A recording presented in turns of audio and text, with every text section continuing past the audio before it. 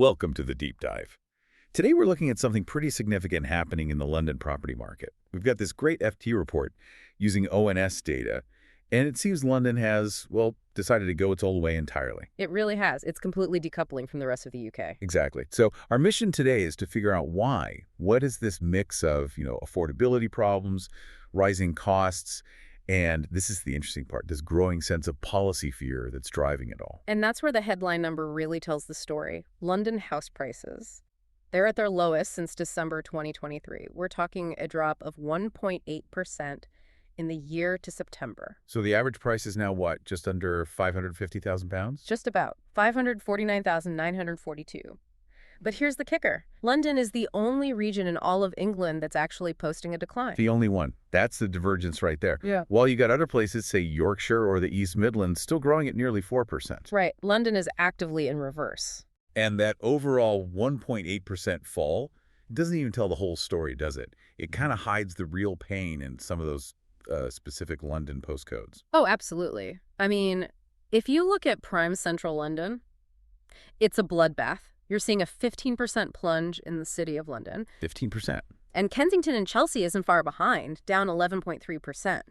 These areas, you have to remember, they're like the market sentiment barometer. So when they fall that hard, it's a signal. It's a huge signal. It tells you that the high net worth buyers, the ones who usually keep things stable, are just thinning out. They're stepping back. Which feels like more than just a blip. It feels, I don't know, structural. Yeah. So what are the big forces the FT identify? What's the perfect storm here? It really is a perfect storm. There are three big overlapping factors. The first one, and it's the most obvious, is just plain affordability. The basic math problem. The basic math.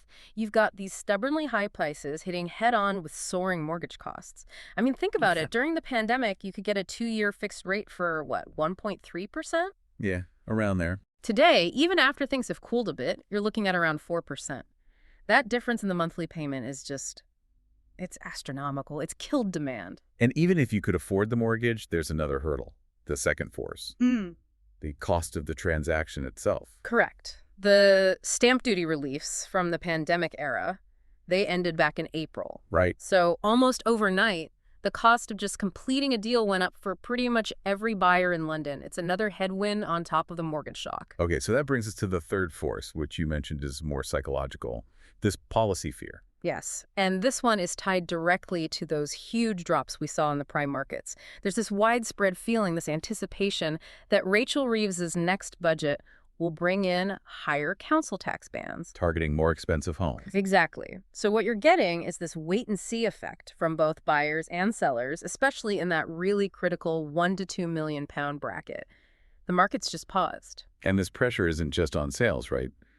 The report mentions the rental market is also slowing down. It is. London's rental growth is at 4.3%, which sounds okay, but the rest of the UK is closer to 5%.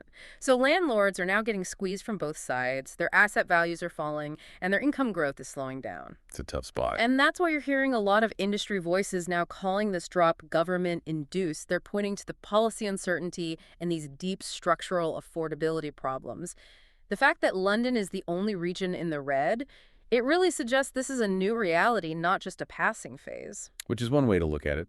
You could also ask if these are just policies finally trying to address decades of unaffordable housing. But either way, the data is what it is. Detached homes led the decline, down 3.4%.